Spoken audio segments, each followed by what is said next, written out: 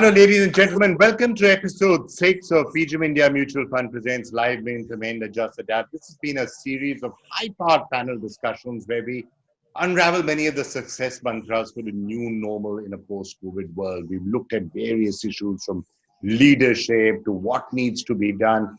Today, we're going to look a little bit in the future. India at 2030. Yes, this pandemic has struck us, but 10 years later, will India have recovered? Will India be a global power? Will India have solved many of the issues that we are dealing with so much? So that's what we're going to try and address. I'm Vikram Chandra, founder of Editorgy, and we're going to be looking at India at 2030, ready to break out. What is it that India needs to do to be a leader? 10 years. But before we get into a discussion with our very special panel, let me go across to Arvind Panagariya, who is, of course, teaching at Columbia University, but has been the vice chairman of Niti Aayog, so really understands the shape of the Indian economy and what needs to be done next. Welcome, sir. Welcome on the show. We're really looking at India at 2030, ready to break out. And you serve, of course, India Unlimited, which has now, of course, been published abroad as well. So you've been writing a lot on the themes of what needs to be done. And in recent times, I've been reading a lot of your writings, and you're clearly highlighting and hailing some of the steps that have been taken, and also some of the things which you are less happy about. So how do you think India has been coping with the pandemic? Obviously, it's been a fairly substantial slump, but what's your own sense of it? How fast do you think India will be able to get out? Right. So, initially we started off with the lockdown, which I supported, given the uncertainties of the time. I thought Prime Minister did the right thing. And then we have opened it up, and at one point, I think the surge was quite large. We were getting into about 90,000 to 100,000 cases a day. But fortunately, this has come down. So I'm very happy, generally optimistic that this will continue. We have to be careful during the Diwali festival, wear our masks and do the hand washing and so forth. On the economic front, I have personally no complaints so far. I was on the side of fiscal rectitude during COVID, simply because the supply shock was so strong that I did not see initially you could get much out of demand side stimulus, whether it's fiscal or something else. So I had supported the government's limited fiscal stimulus at the time. I'm now calling for maybe up to 2% of the GDP in fiscal stimulus, because now the supply response is beginning, the workers are returning. And so if it's a calculated move, but if it can speed up the recovery a little bit, I think that will add billions of dollars of extra output. The capacity exists, so we should use that. Going forward, it is going to depend on how the recovery continues or does not continue. So this year will look topsy-turvy, 9 to 10% decline in aggregate over the full year. Does seem likely. But I think, the longer term, I'm very upbeat. A lot of the reforms that needed to be done have been done. So, post-pandemic growth, I see as being easily 8% or so. Great, sir. So I'm just going to take you up on some of those themes, because fiscal stimulus is something which you now feel maybe wanted. You have written about the economic reforms and how you think some very bold reforms have actually been taken. You're, I think, slightly less enthusiastic about the import substitution and the Atmanirbhar part. So if I could take you through each of them in order. First, the fiscal stimulus. Now, a lot of people have wondered about whether a little bit of a greater dose of Keynes is required. And you are right. There was a time when it was felt that given there is a supply shock, maybe you shouldn't do it. But now, if you really want to kickstart the economy, you want to get growth back, then isn't this the time now for a certain amount of enhanced stimulus? And if so, which are the areas in which you think it should go? Yes. So answer is yes. And I think, my calculation is I'm still remain fiscally conservative. So I say, let's keep it up to about 2% of the GDP. That will be fantastic, actually. We are having a current account surplus that is indicative of the fact that currently our expenditures are falling short of our output. And over the year, even very conservatively speaking, this fiscal surplus will remain about 1% of the GDP. And as a developing, growing economy, we ought to be more around, between 1 to 2% of deficit rather than a surplus. So that, to me, brings in minimally, I think, 2% of the GDP kind of fiscal stimulus we can go with. In terms of where we should go after, so I thought a good bit about this, and my own, ultimately where I come out is that some of it should go into cash transfers, both rural and urban. I think, we are focused only on rural transfers, but urban also, that, you've got urban poor as well. And the bank accounts now exist for both the urban and rural poor. And so some cash transfers there. Bulk of it, more than 1% of the GDP, I would spend on infrastructure. I think that is where, investment has been suffering. Investment has been, and you can see private investment, because if there is excess capacity, then till the capacity utilization comes to full length, you'll probably not see private investment picking up in a big way. I think some will happen, but not in a big way. So that is where infrastructure can come and play a very big role. Infrastructure is also labor intensive, and also the other sector related is housing. So housing is another one where we can use part of this stimulus. Both will generate jobs, and jobs will put income in the hands of those who are currently not employed. And that, I think, will give both confidence as well as a second round stimulus, meaning, when people spend their incomes, that will have a second round demand effect. So why would you? So, Dr. Panagariya, I mean, I'm also, many people are somewhat wondering as to why this has not happened yet. Because if you think about it, that 20 lakh crores package, which was announced by the government several months back, a lot of it was liquidity support and, deferments and other things. It wasn't really fiscal support in some way. And look, it's never a bad idea to be fiscally conservative. I guess it's better than the alternative. But at a time like this, some would argue that if you spend a lot of money, as you're suggesting, spend money on infrastructure, give some money into the hands of people, it actually, if it revives the economy, for all you know, the fiscal deficit may not go down that much. If the economy remains in a slump, then you're not likely to necessarily be benefiting from a fiscal deficit manner in any way. Growth recovers. That's one of the surest ways of keeping the deficit under control as well. Yes. No, I think I agree with that. And this is why I have called for now about 2% of the GDP in fiscal stimulus. And exactly what you have said, which is that if we, it's a calculated risk. It may not happen, but I think there is a fair chance, given the surplus in the current account, given the fact that the decline in the GDP was as much as about 24% of the GDP in the April to June quarter. Chances are very good that we'll get some response of the economy, of the supply. And then you see, if you can get some response, and if your return to the full capacity and then eventually to a growth rate of about 7 to 8% happens sooner, then you are actually generating billions and billions dollars worth of extra output. I think, that is what you have to trade off against the extra interest payments you will have to make on what you borrow additionally.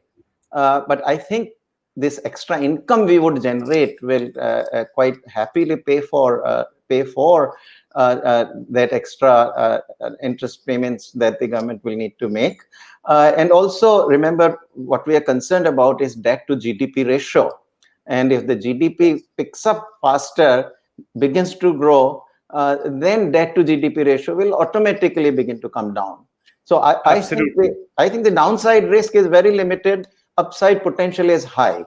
And I think that is the basic bottom line argument for this fiscal stimulus at this stage. All right. So very clear message from Dr. Panagariya, anybody who's listening to that. And hopefully, sir, you're passing on that message in any case through multiple channels that's what needs to be done. Now, I know you've been talking and writing very enthusiastically about many of the reforms that have been done. I mean, it's sometimes said, never waste a good crisis, use the crisis to push through reforms. And there are some people will quibble about the manner in which was done, fiscal, farm bills going through without parliament there, how was labor done. But the fact is these reforms have actually been pushed through. And you seem to be saying that sets the stage for if you're looking at 2030, do you think that most of the tough reforms that needed to be done, most of the steps that were prerequisites for a sustained period of fast growth, are the building blocks in place now? I would say 3/4, yes, but I think there's still 1/4 to go. What do I put in the 1/4? One, I think on labor, we still need states to do a little bit more heavy lifting. The new labor code gives the states the power on this issue of termination of employment. Currently the limit is set at 300 workers. Any enterprise which has less than 300 workers has those rights of terminating employment. But it empowers states even actually without legislation, but through notification to raise that limit. I'd like to see states like UP and Gujarat, which had been saying that they wanted to suspend all labor laws for 3 years. And I'd like to see them go, raise that limit to 5,000, 10,000, something like that. So on labor. Land, I think, is very, very important. No progress has happened as yet. Land is very expensive, and particularly, I think, going into the future, we are going to need large companies come disproportionately more into existence, medium and large. That is what you need to conquer the export market, the global economy, and so forth. So you need land for that.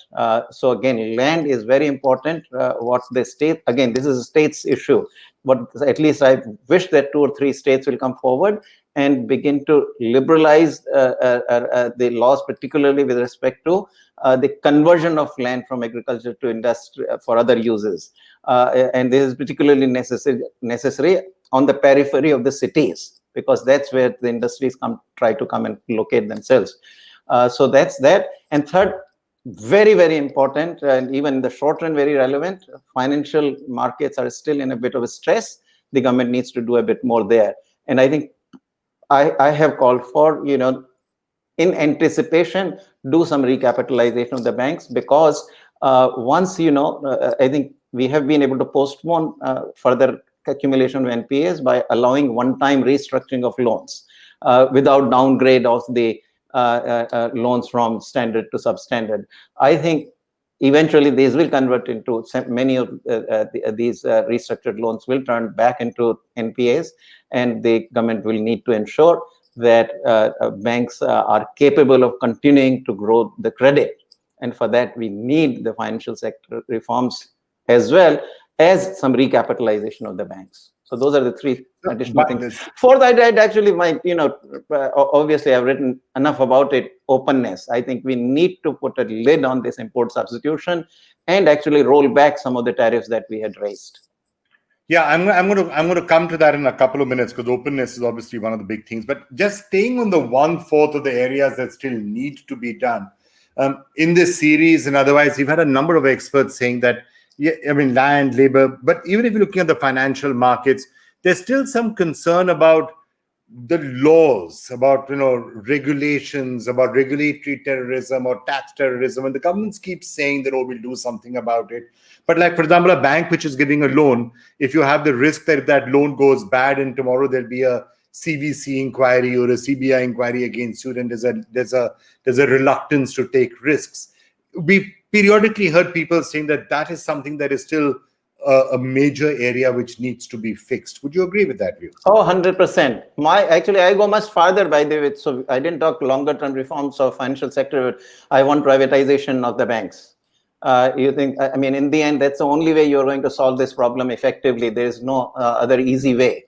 So, even if we are hesitant, then keep the State Bank of India in the public sector, but the remainder of the banks ought to be privatized.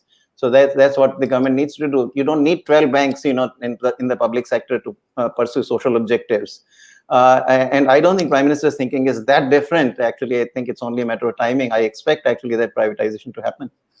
No, I was meaning in addition to the financial sector, overall in the economy, we've seen the effects of things like retrospective tax and other regulatory issues and tax flip-flops and all of that. Do you think that has started to improve, or is it still an area? Because many investors and industrialists, when you ask why aren't you investing, they say, policies keep changing, we don't want to take risks. It's probably more than that, but I think there is a hesitation on that count, and the government will need to do. And particularly, I have heard even my own friends actually from the investor side complain bitterly about this kind of fear, both in the regulation of the central bank, meaning Reserve Bank of India, as well as SEBI. I think both have seemed to have gone too far in terms of putting in, what happens is that you are trying to take care of, trying to address these 5% people who are going to misbehave. And in that process, you then punish the 95% who are not going to misbehave. And I think that's a general problem in our laws, that we are constantly trying to, address those 5% who will misbehave. But I think we need to introduce some more tolerance in the system so that, don't punish the 95%. I think that's very well summed up. Don't punish the 95 for the 5. I mean, certainly figure out what to do about the 5%, but don't punish the 95%. Talking about percentages, you said that 1/4 is still remaining to be done. What would you count in the 3/4? I was reading some of your writings recently where you said some of the big reforms that India has been waiting for a long time, you seem to feel has actually been pushed through in the last 2 or 3 years, setting the stage for sharp growth ahead. What would you include in that basket? So a number of things have happened, even if I mean, obviously the basket has to include everything that Narasimha Rao did all the way to what Prime Minister Modi has done. But I'll count only the ones that have happened under Prime Minister Modi, and that is the IBC, the Insolvency and Bankruptcy Code. I'll include the GST. Very important, knockdown of the corporate profit tax to 17% for new manufacturing firms and 25% for the rest. Then we got the labor codes, big thing. I've been writing for 20 years. Finally, it has happened. Agriculture reforms, all three of them taken together. Very, very big. In fact, even my India Unlimited, you'll see that somewhere I say that I'm saying these things need to be done, though I don't expect that they will be done, but they have happened. And also I'll plug in my kind of reforms on medical education. Those are also big. We may not see them in the context of the market reforms, but this medical education reform was a very, very tough one, which got done as well. Now, there are two which are already on the anvil I didn't mention. Higher education absolutely needs to be done, but that is on the table already. And privatization of many public sector enterprises, both are there on the table. So I expect that these will happen. Right. So that's that's really interesting. So given that all of these steps have been taken right now, by the government, when the pandemic ends, what would be your medium to long-term forecast for India in the period from now to 2030? How optimistic are you? Yeah, no, if we can get the pandemic to end fully, meaning that vaccinate everybody, so that everybody seems assured to come back to work in the way we used to do it before the month of March, I think we are now poised to get to 8%. We will not get to 10 until we do some of the things that I have mentioned.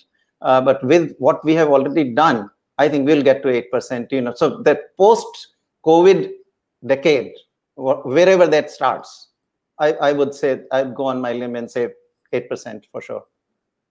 Wow, that's really interesting. Now, two of the areas which perhaps could be areas of problem. One, you said you were not completely convinced about import substitution. So you're talking about the reforms in some of these. Now, why this came, I think we all know it's to do with China and too much Chinese influence, and what do we do about reducing Chinese influence.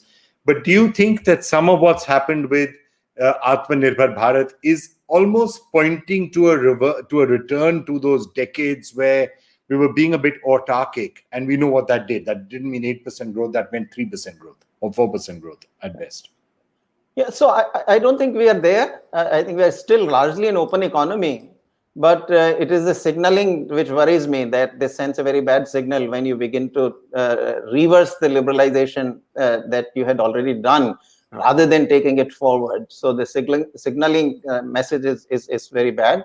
And that, not to mention the fact that on the other hand, also this impedes, in my thinking, and it is true actually, that ask any economist, it will roll back your globalization process, at least on trade side, because you can't reduce imports while also not reducing exports. Your exports will get hit also. So what you are trying to then do is specialize in totally products in which your costs are incredibly high relative to your imports, and you are rolling back the exports sectors in which your costs are actually lower than those of your competitors abroad. So that's a very wrong kind of a specialization. It also focuses your enterprises to the domestic market, and therefore gives rise to smaller firms. What you need is medium and large firms, which are badly lacking in India, because it's a medium and large firms which really ultimately, connect you into the global economy. Micro and small really are not going to connect you into the global economy. They are only indirectly get connected through medium and large firms. So for all those reasons, I think staying liberal and becoming more liberal is, to me, extremely critical. And this is where the 2 percentage point growth, which you would lose, in my opinion, is going to be that critical. Right. So one last question. When you correctly said that a lot of the reforms and other measures that are required right now are at the state level. Are you somewhat concerned that GST, while it marked in a sense the high point of federalism, where everyone came together and they agreed to push through reforms, now there seems to be a slightly more confrontationist attitude, or confrontation seems to be building up between states and the center. Look at the way the farm bills were pushed through. Now you're having states saying, okay, we're going to have our own bills that are going to roll back the farm bill. Do you think some of this, if it starts to spread, could negate a lot of those reforms and other steps that you were talking about? Look, these small bumps always come in when these issues of state versus center come into play. On the farm bills, look, it's not as though no discussion had been happening. For 20 years, we had been discussing it. Look up the Congress's manifesto itself from 2019. Verbatim, you will find all 3 reforms stated there. I mean, in very, very clear language, actually. I mean, it's almost as though these laws actually lifted the language from the Congress manifesto 2019.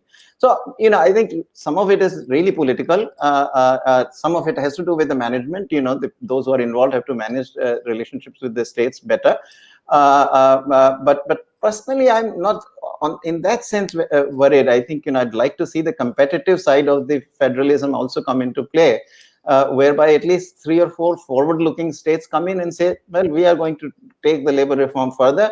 We are going to do the land market reform on our own. And all you need is 2 or 3 states. Remember that industry doesn't have to locate in all 29 states. Or all 28 states, as long as we can have good laws, good regime in 2 or 3 of the states, I think that will get us very, very far. And then the competitive pressures will build up. The other states will say, well, we're losing out, so we have to catch up with the others. Absolutely. And that has happened. We have seen that happen in the past. I mean, labor law, Rajasthan started, and look, already 16 states had done this. So center kind of generalized it to the remaining 12, but 16 states had already done it. At least that one particular big reform. Right, Dr. Panagariya, one last thought from you when we're looking at India 2030, all considered, everything you said considered, on balance, would you be positive for the next 10 years or pessimistic or mixed? No, I'm very positive, very optimistic. And actually, I say this, that whoever wins the 2024 election will reap the same benefits that the UPA did in 2004. I think, the reforms that Prime Minister Narasimha Rao and Vajpayee did produced that kind of growth starting in 2003. And we'll see that happen towards the end of this current term of Prime Minister Modi. We'll see that the growth will shift back to 7 to 8%. And whoever then is the Prime Minister is going to actually reap the crop that has been sown. All right, that's a really interesting perspective, Dr. Panagariya. Always a pleasure talking to you. Thank you so much. Likewise. Thanks very much, Vikram, for having me on your show. Now, we are joined now by some very esteemed thought leaders and would love to get their insights on what to do. Dr. T.C.A. Raghavan, Director General, Indian Council of World Affairs, former High Commissioner of India to Pakistan and to Singapore. Meera Shankar, former Indian Ambassador to the US and to Germany. And Mr. Kumaresh Ramakrishnan, CIO, Fixed Income at PGIM India Mutual Funds. Thank you all so much for joining us. It's such a pleasure. And we've been talking a lot about the economy and what India needs to do. I also want to get a little bit into geopolitics now. But Mr. Shankar, if I could just turn to you first. The questions aren't entirely de-linked, because if India wants to play a role as being one of the global leaders, and that's obviously the position that India should aspire to, with the size and the population and our heft in the world, we should be one of the global leaders. Do you think the entire question of where we rank in terms of economic strength is as important as military strength or anything else that we may be doing? Yes, if we look at this concept of power and the ability to influence and shape global developments, then you have to look at economic power, at technological capacity and innovation, and at military power, as well as demographics. So we have the demographics, but clearly in the global world, leadership follows achievement. And therefore, for India, I think it's important to focus on achievement of our potential, and leadership will come with that. If you look at our economy, it's been pretty shaky in recent years, and post-pandemic, it's scheduled to shrink by 10%. That's the IMF prediction. Now, next year, the IMF prediction is that we could bounce back to something like 7 to 8% growth. But if you look at the 10% shrinkage, it would mean that you are still 2% less than what you were before the pandemic. So for you, the first order of priority has to be to get growth back in your economy, growth impulses, then to sustain that rapid growth for at least 2 decades, if not more, 7 to 8% growth for 2 decades or so. And then to ensure that this growth also creates jobs. So it's a difficult proposition, because jobs in the modern economy, don't come that easily. So I think we need a dual policy. At the moment, we've been focusing on ease of doing business.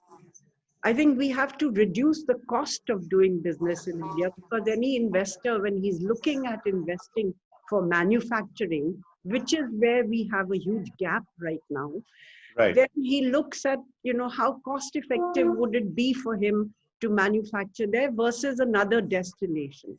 And here, whether it is our cost of electricity for industry, cost of finance, cost of land, availability of land in large enough quantities, all these become a constraint. So there is an opportunity, because the world is looking to de-risk over-dependence on a single economy, that is China, for supplies. But to avail that opportunity, I think you need to be proactive. I'll give you an example. For instance, when I was ambassador, this is, in 2009, so you're looking at 2009 to 11, I was talking to the CEO of Walmart about getting him here, and talking to him and saying that, it would be easier to get FDI and retail opened up if there's a commitment to also do more domestic sourcing. And he said, look, I'm willing to do, particularly in the food area, almost 90% domestic sourcing, because we prefer to buy fresh in the country in which we are investing, and also to do more in terms of manufacturing. But you please give me land with infrastructure near a port. And he wanted a huge amount of land. Now that's not available. To give you another example, there was a I went to one of the biggest textile and garment importers in the US and said, why don't you buy more from India? He was Jewish. And I said, given our good relations with Israel and our strategic convergence, it's important you buy more from India. And he said, look, in the area of woolen suits, I'm willing to take 1 million pieces. But there's nobody in India who has the capacity to build, to stitch 1 million pieces, or is willing to invest in that capacity. Right. So I think it's important that the government, create land banks and with infrastructure, which would be easily available to investors. Right, Shankar. Yeah, I mean, I think I take your point, and I think I would like to come back to each one of you to ask for some of the prescriptions, right? So you're talking about land banks and building the capacities and others, the specific suggestions on how it can be done. I just want to come back to, but if I can get Dr. Raghavan in as well on the basic premise of what I started also to ask with a little bit around what is it that takes if India wants to break out by 2030 and have a position of leadership. Dr. Raghavan, what would be your sense? I mean, we've been hearing right now from Mr. Shankar about how economic strength and some of these other factors will be crucial. What do you think is required? Is it military power, economic power, all of the above? I would reorder the question. The aim of foreign policy is not to acquire geopolitical power or to move up in the power scale of the world. The aim of foreign policy is to create an enabling environment for your domestic development and your national development. And I think if this pandemic has taught us something, is that we do need to reprioritize how we approach certain fundamental issues, and principally look at public health, look at equity, and look at literacy and education. Because there is obviously a chicken and egg problem involved, whether you first develop your economy before you look at education, health, etc., or the other way around. But if there is a lesson from China, from South Korea, from Singapore, and so on, it is that your economy will never really take off unless your social demographics are strong enough for it to take off. How do you skill a population unless they are literate? And I think a much sharper focus on your social indicators, especially of health, position of women, education, is really, to me, one of the principal takeaways of this pandemic and how we should approach the position of India in the world. There's no point acquiring military power. Military power is, of course, important.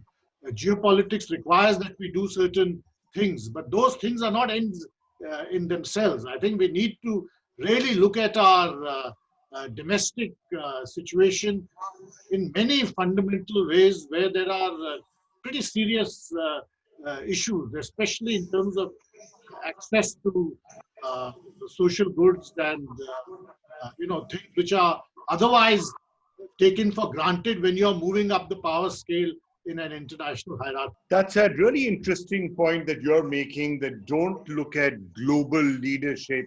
I mean, I think sometimes these are called vanity metrics, right? We are one of the top countries in the world. It's more vanity. Dr. Raghavan saying that look at it the other way around. That should only be enabling what's happening for your own population and your own people. So they need security, obviously, which is one of the things that we should do, but worry about internal development as much as anything else. That's an interesting, very, very interesting take. Govinesh Ramkrishnan, let me get you in on this. 10 years from now, if you are to look at what India would perhaps be needing to do if it wants to be ready for a breakout? What would come to your mind? Sure. So I think, today, if you were to break up the economy, the Indian economy into, let's say, the broad constituents. So India is about a 2 to 2.5 trillion economy. The good thing is that, when you break down the economy into three key verticals, what constitutes that 2.5 trillion. One is you have services, which is roughly between 65 to 70% for India. You have agriculture, which is a little over 10% of the GDP, and you have manufacturing, which is somewhere between 15 to 17%. So when you look at the overall breakup, clearly services is the single largest engine that has been fueling India's growth for the last many years. But the good thing is that we also have manufacturing and agriculture, and as we've seen, for instance, in this year, when manufacturing took a big knock, services took a big knock. It is really agriculture that is helping India probably do well in this current fiscal and probably even the year ahead. So I think it's very important to ensure that we take all the three segments together, and if we are to really look at ourselves as a credible large player globally, I think we will not be able to achieve that unless we get the manufacturing capabilities. And it is here really where we need to get all the key constituents to ensure that manufacturing becomes a very large engine for us. And because it also helps more than anything in two other key dimensions. One is clearly developing India as an alternative to China, which is what we discussed, because today the world really needs a viable, credible alternative to China, and that has to be a country of size. And I can't think of any other country today which can really match India and try and offer that alternative. And manufacturing cannot come without easing a lot of the other things. So you need all the factors of production that will go into manufacturing, like low cost of electricity, cheap land, good labor practices, and more importantly, technology. So I think really focusing on agriculture and manufacturing, while ensuring that services continues to play the role that it has, will be very important to ensure that India is able to go into the next 5 or 10 years from now and maybe claim its rightful place when we are looked at across among all the other emerging markets. All right, so interesting, but from all of you, we seem to be hearing the similar sort of a thing. Look at your internal things that you need to fix, make sure that the economy is in good order, development is taking place, health and education, that's the best way to build yourself for a position of leadership. However, I want to come back to those themes and what needs to be done to make it even better in a couple of minutes. But seeing as I do have the former Indian High Commissioner to Pakistan and Singapore, and also the former Indian Ambassador to the US and Germany, just want to look at foreign policy for a couple of minutes. Mr. Shankar, do you think the relations with America from the time when you were the High Commissioner 10 years ago, is it now looking the strongest that you have seen? And is it almost a irreversible, close association between India and the United States? And is that the way you think it's going to be? That India, we're not an official ally partner of the United States. We've signed foundational agreements. We seem to be working very closely with the United States. Are we, for all practical purposes, a strategic ally, if not a partner of the US? We are a strategic partner. We've had a strategic partnership for many years with the United States now, but the elements of that strategic partnership have been getting stronger. Again, I would say that countries don't really have permanent interests, permanent alliances or friends. They have permanent interests. And for India, it is to pursue those interests as long as there is strategic convergence with the US, which there is today. You have a situation where they are, your largest trading partner, largest source of technological collaborations, largest source of financial collaborations for Indian companies, an increasing defense partner, and the convergence is driven by the challenge posed by the rise of China in Asia and their desire to become the dominant power in Asia, eventually displacing the US. So for India, accepting an Asia under Chinese hegemony is not something which we can easily accept or be comfortable with. Therefore, the balancer, to create a sustainable balance in Asia, you need to work with other like-minded countries, and here the US becomes the most important. And would you say, ma'am, that, I mean, you are aware of the domestic politics in the United States perhaps better than anybody else. So, you know, just to understand from you, do you feel that whether it is Biden or Trump and all the other things that we're looking at right now, 10 years from now, those interests are not going to be changing too much. So therefore, India is well advised to say, let's consider a long-term partnership with the US. Would that be your assessment? Yes, because there is a bipartisan consensus in the US about building the relationship with India. Different administrations, whether Republican or Democrat, have built this relationship over the years, overcoming the strategic gap, when India had a different approach post-independence, and the US had a different approach, looking for Cold War alliances against the Soviet Union.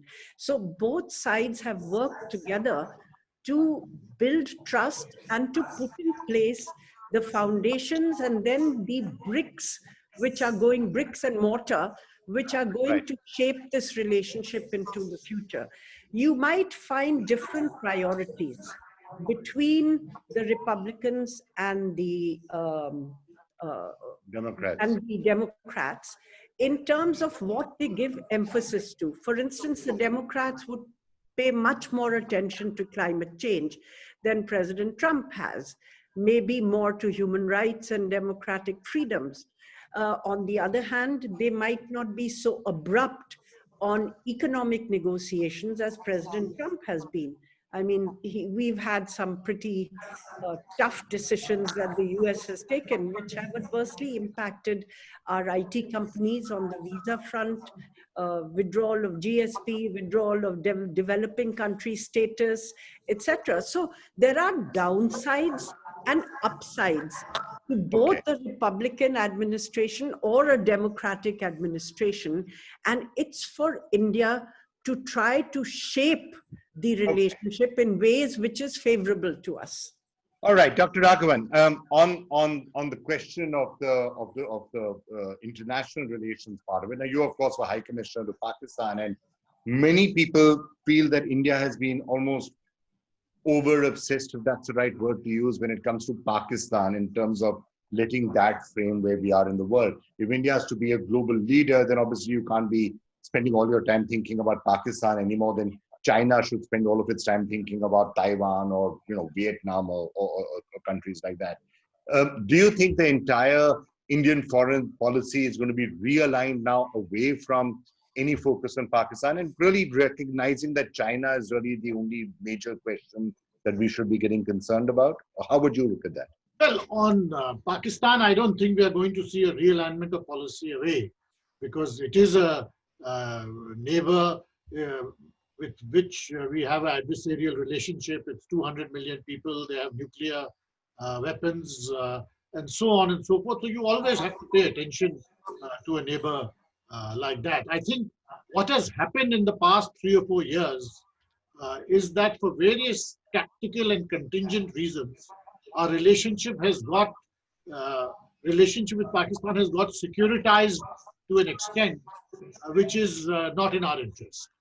Now, there were tactical and contingent reasons which pushed you into that securitization.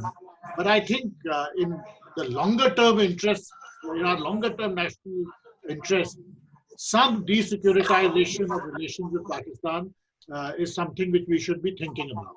It obviously is not going to happen quickly or perhaps even in the near future. And even when it happens, it will always be, as has been the case with Pakistan, an up and down movement.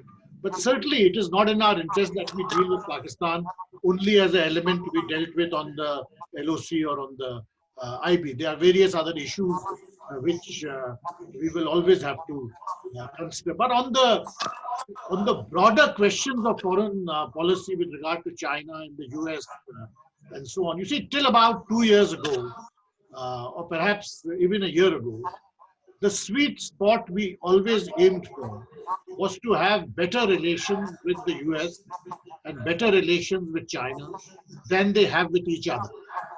Now, I don't think we should discard that possibility altogether, because when we talk about enabling environment for our own domestic national development, it is precisely that kind of position which we should try to be in, because the trajectory of global geopolitics is very clear in terms of what is going to be happening between the US and China. And certainly to have relationship with both is the position which we have to constantly strive for. It's not going to be easy. And again, as I said, it's not something which is going to happen immediately, given the ongoing standoff in Ladakh and other reasons. But I don't think that sweet spot is something which we should abandon entirely in terms of a milestone or an objective for our foreign policy for the future. Dr. Rahul, can I just sort of debate that last point with you? And, because there is a certain viewpoint that is increasingly being expressed, certainly here in India in the last 5 or 6 months, that the entire concept that China would be a benign factor, or you can have a relationship where China would either help or assist or stand by and enable the rise of India. It's almost a, it's a mirage. It's not going to happen. So you should be prepared for at least a contentious, if not an acrimonious relationship with China in the foreseeable future, certainly in 2030 and later. You don't think is that not a correct way to look at it? Because that's what seems to be guiding India. India's a lot less now. India's far more open to saying, allow Australia into Malabar and let's talk to the Americans and let's do X, Y, Z, and restrictions on Chinese companies coming to India. So India seems to have been prepared to say, forget it, that concept of a peaceful coexistence is looking less and less likely. Peaceful is the wrong word to use. A cooperative relationship with China is less and less likely. Well, certainly we are in a particular conjuncture of factors right now which have to be responded to. And as I said, the tactical and the contingent cannot ever be overlooked. But the point, the history of our diplomacy and foreign policy always has been that great powers are neither benign nor malign. They are great powers, and you have to deal with them accordingly. So I don't think we should have the expectation that China is going to be a benign factor throughout and is going to, is something which we cannot do, cannot have anything at all to do with. No, but it is not going to be an entirely malign factor also. It is an economic power in our neighborhood. You have to address it. There is no way you can shut it out of your radar and pretend it doesn't exist. As I said, you have to deal with big powers, with great powers, as neither being benign or malign, but for what they are, and you see where your national interest is. We are in a particular position right now which requires hard decisions and it requires a certain amount of national resolution. There is no denying that. But these situations pass, and as I said, if you're looking at a similar time frame, I don't think we should commit ourselves to what is going to happen in the future based on our present contingent tactical situations. Okay, fair enough. Mr. Ramakrishnan, let me just turn back to you. I mean, looking ahead, because we are looking ahead about 10 years in this and the global environment. How do you see the overall global environment when it comes to economic and financial terms? I mean, the question, for example, I mean, we look so closely at fixed income, that there will be low interest rates for all time to come or for a long period of time to come. The fact that globalization is going to continue to roll out, or the sort of reversals that we have seen in recent times, will those continue? What is your sense of the overall financial perspective into which India should think when it comes to leadership? Sure. So when we look at, let's say, what could happen over the next, let's say, 3 years, 5 years out from here. One is, again, if you have to take a step back to see, how India did, particularly, let's say if you look at, break up the 2000s into 2 decades between, let's say, 2000 to 2010 and 2010 to 20. Definitely the 2000 to 2010 period was a golden period for India. I mean, particularly the 2003 to 2008, in the years just before the global financial crisis, were a great time for India because a lot of things fell in place. One is, most importantly, I think the global economy was reflating. Global demand was up. And as a result, India did particularly well. Exports, which was a very, very strong engine for India at that point of time, also helped to power GDP growth. 2010 to 20 was really a period when we were really recovering from the aftermath of the global financial crisis, and that is probably a period when I would say we didn't get too many things right, because one is immediately post the crisis. There was a lot of stimulus which both the RBI and the government had to give in 2009 to 2011 period. We had a period of very high inflation, and then subsequently, of course, we did have a brief period when the economy did well until 2014-15. But after that is really when the problem started for India from 2015 to 2019. And really the biggest problem, which has impacted India locally, I would say, has been banking. And today, if I have to look at, what India can do to really get to a position of strength maybe in the next 5 to 10 years. And I think the single most important thing that India needs to address locally has to be banking, because unless we address that issue, I think it will be very difficult for us to, let's say, address the issue in manufacturing. So again, just to give you some bit of perspective in terms of numbers. So today, when we look at GDP, for instance, when we look at nominal GDP, India has had a nominal GDP in the band of about 12 to 14%. In the 2000 to 2010 period, and also for the first half of the last decade. But nominal GDP is nothing, but it is really effectively the credit growth, which banks are able to achieve. So if you look at, what banks achieved in that period in India, the average credit growth or the loan growth that we look at the banking sector was also about 12 to 14%. So in the long term, there is a big correlation between nominal GDP growth and the loan growth that banks are able to achieve. Today, if you have to look at what banks have done in the last 3 years, banks are struggling to even achieve 5 to 6% kind of growth, which means there is no loan growth happening in India. And that is really a problem, that is because of the credit cycle that we have seen in the last 4-5 years. The credit cycle has been very long. Banks have taken a lot of time to clean up their books. And the problem again here is because 65% of banking in India is still controlled by PSU banks. And the most important thing that banks need today is capital. And that capital has to come from the government. And because we know the fiscal position of the government is stretched, banks don't get that capital, which is why the credit cycle has taken so long to clean up. Banks have taken so long to clean up. And till banks get that capital, maybe in the next 1 or 2 years, we really will find it very difficult to power growth to come out of this pandemic and go back to those 10 or 12% nominal growth levels. Which is why for the next 10 years, I think if there is one single problem that India needs to address, it has to be banking. And if India gets banking right, I think everything else will fall in place because, we've had good exports in the past. We've got manufacturing capabilities. We've got technology. And I think everything else can be addressed. But the single, I would say the elephant in the room has to be banking. All right, fix banking and a lot else will fall into place. Okay, let's get sort of final thoughts from all of you on what else India needs to do, if it wants to break out into leadership by 2030. Mr. Shankar, one of the questions, when you're looking at the way the world is shaping itself out, there are other broader debates that seem to be happening. It's not just about the finance and the economics and the military power.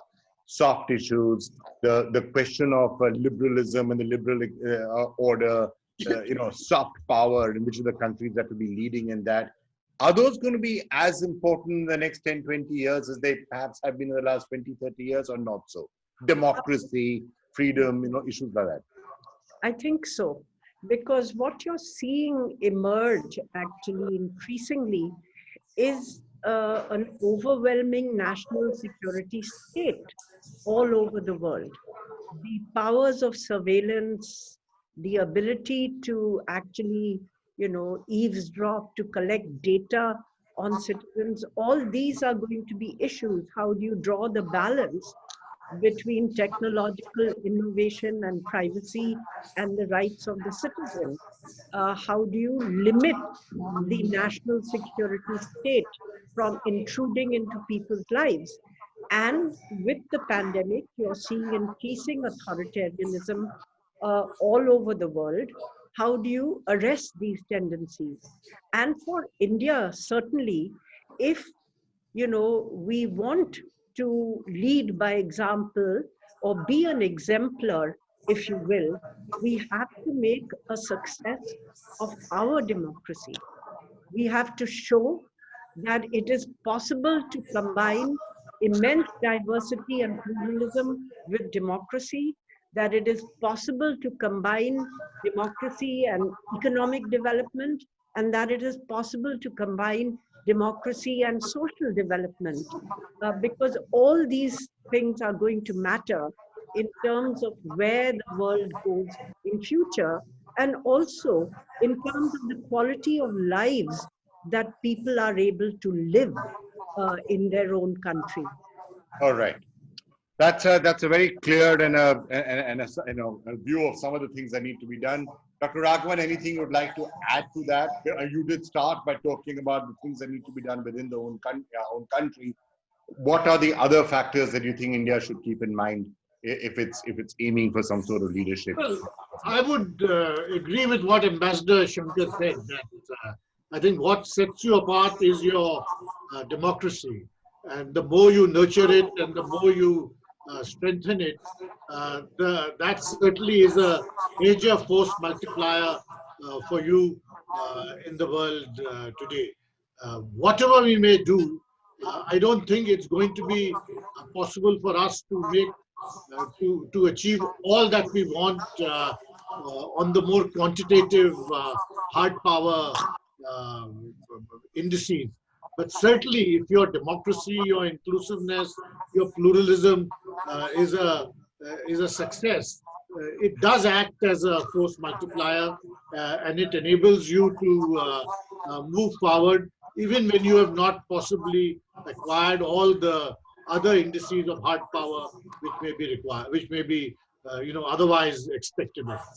All right, so work on those issues, freedom, democracy, that's really important. One last quick word from you, Mr. Kumar.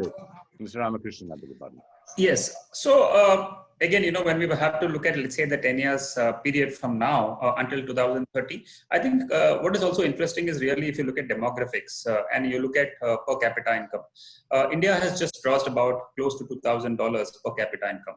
Now, historically, when we look at countries and we look at per capita incomes, at least in the emerging markets, all those nations who have achieved that number of $2,000 per capita income, that is really a big milestone. And historically, we've seen that in all those countries where per capita has crossed $2,000, the level of progress it tends to be non-linear in the sense that growth can actually pick up manifold from here.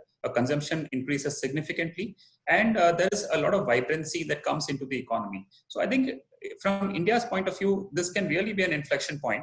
And we have been putting a lot of those building blocks in place, such as banking, maybe agriculture reforms that we've seen in the last few months. We've seen labor reforms in the last few months. We've seen some incentives for manufacturing, like the PLI schemes. So all of these can actually be very, very important building blocks that can all come together and can create, I would say, a very, very important force that can help the economy power ahead if we get the policy right for the next 5-10 years. All right. Well, I'd like to thank all of you so much for sharing your insights with us. Well, we're now being joined in a very special interview with Rahul Bhasin, who's the founder and managing partner of Bearings Private Equity Partners India. Somebody who really understands the landscape as well as anybody else I know, ever since Bearing raised its first fund, I think way back in 1998, understands the Indian economy really well. Rahul, when you're looking at India today, and we're trying to forecast out a little bit till 2030, how do you see the landscape? Are you bearish, bullish, fantastic things are going to happen, terrible things are going to happen? What's your overall sense? I think, I'm going to repeat something that a lot of people have said before me, and that India is a way of disappointing all the optimists and confounding all the pessimists. And I think we're in that middle zone. And at the moment, what it looks like to me is that we will stay there. We've gone through some cycles. We went through, after the global financial crisis in 2008, I think the policy mix that was chosen was one of, having very loose monetary and loose fiscal policies.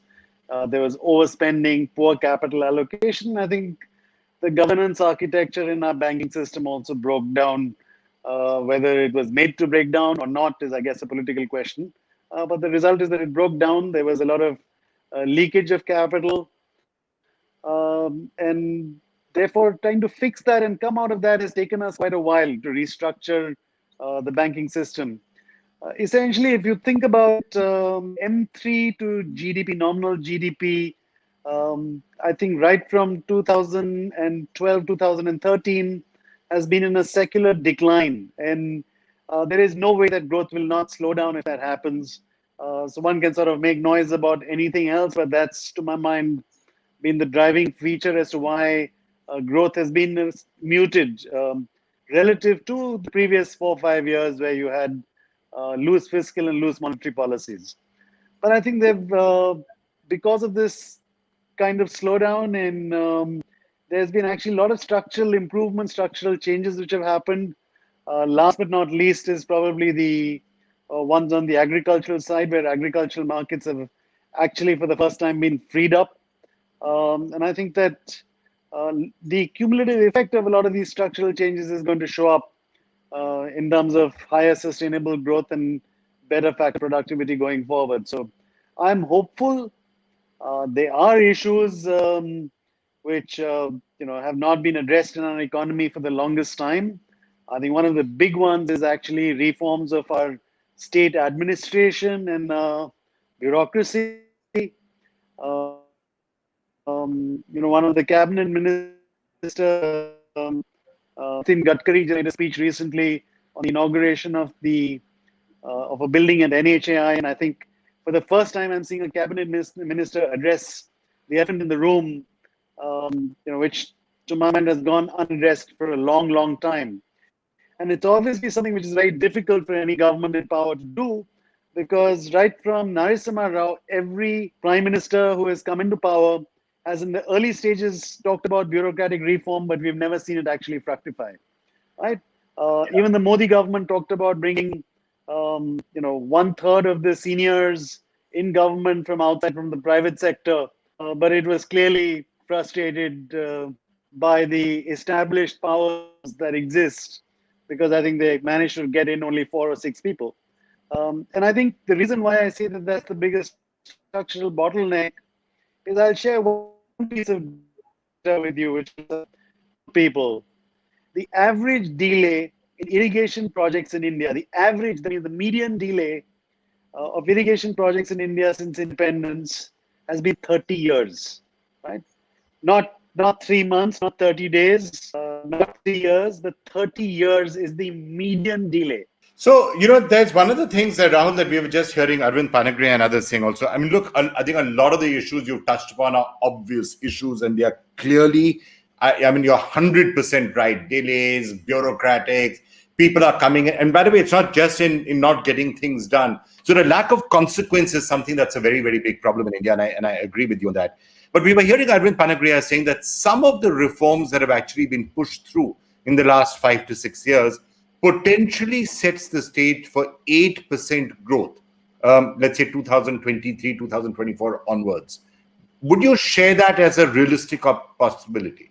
Oh, if I look at the potential growth of the economy at this stage of growth of our life cycle, at this stage of our per capita income, I think anything short of double digits real growth, we are doing ourselves a disservice. I mean, we should be there. And I think that it is the policy mix and the lack of, accountability in a lot of our systems. It is the lack of reform in the judiciary, the lack of reform in the bureaucracy, which is holding us back. Because if you have a system where there's accountability, a lot of these things will change. Your ICOR, your incremental capital output ratio would improve, and you would also, end up attracting far more capital. Today, a lot of capital, which is sort of, cost of capital worldwide is very low. There are very few growth opportunities around the world. India has a very attractive proposition to offer, but a lot of this gets sort of waylaid because there is a general belief that our system does not respect time value of money. And I think that increases the the hurdle rate that people demand for doing projects in India.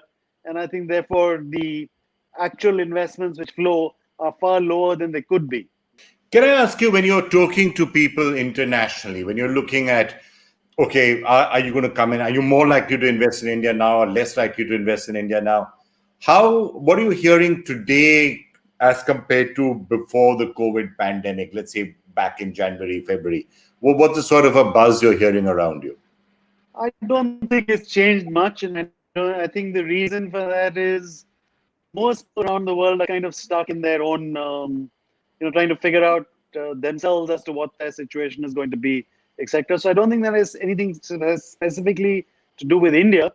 It's just that around the world, people have kind of have become marginally risk averse. And I think the uncertainty as to how things are going to pan out is high, and structural industries which are going to drive growth in the next 10 years, 20 years. And I think you're seeing investments. And I think those will make a massive difference. And especially to a place like India, which is resource poor. I mean, and let me give you an example. Things like artificial intelligence applied to medicine, for example, we have one of the lowest ratio of doctors in the world. But if you have artificial intelligence, you can supplement and enhance the productivity of existing doctors maybe fivefold, right? And then you suddenly change the effectiveness of the healthcare distributed in the country. I mean, AI, to my mind, is a big driver and something which will change the global economy very significantly. And I think that we should be making taking active steps and initiatives to make sure that we are not people left figuring out how to deal with the consequences, but actually part and parcel of those who drive the change. And I think I can see individual companies, corporates doing it. I do wish that at a leadership level, at a country level, at a governance level, we took this, dead center and actually said that this is a critical mission for India, and we are going to become, one of the world leaders in this. Yeah, so I was just going to say that sort of a last question. I mean, you of course are right up there when it comes to being a global asset manager. If you had to look at various parts of the Indian economy, I know what you're saying, some of the areas where you could invest for the future, but if you had to look at the Indian economy today and you were to say, this is where I would like to invest my money, where would that be? Would it be IT? Would it be healthcare? Would it be infrastructure? Where? Let me answer the question in the negative, right? Roughly 32% of our economy is controlled by the central government, the state governments, and the PSUs. I would not invest into the value chain which is driven and run by that ecosystem, because I am powerless. They have all the power, they have all the authority. And really what our experience and what we've seen, the private sector does not do well in that ecosystem, especially anyone in the private sector who plays by the rules, right? I think the rest of the economy, to my mind, is fair game, and there is ample opportunity everywhere else for anybody in the private sector to play in. And it's really about productivity. It's about, driving the experience curve, lowering your unit costs, and expanding your market. And that's a broad strategy which works across sectors in India. All right, Rahul. Well, thank you. Thank you so much for joining us. I have to say, the one personal impact on the lockdown on you, you're looking very different to what I have seen you in the past, and I think it's really good. I wish I'd had the courage to use the lockdown in the same sort of a manner. It's something to remember if there's another lockdown coming. Wonderful talking to you as always. As long as my children permit me to. And let's all hope that many of the suggestions that have been made are acted upon, and India can recover from the pandemic, strengthen itself after the pandemic along with the rest of the world, and make the breakout in all the areas that we really need to by 2030. Let's hope for that. A big shout out again to PGIM India Mutual Fund for partnering us with this series. This is it for the moment. Us signing off now. Stay well. Take care.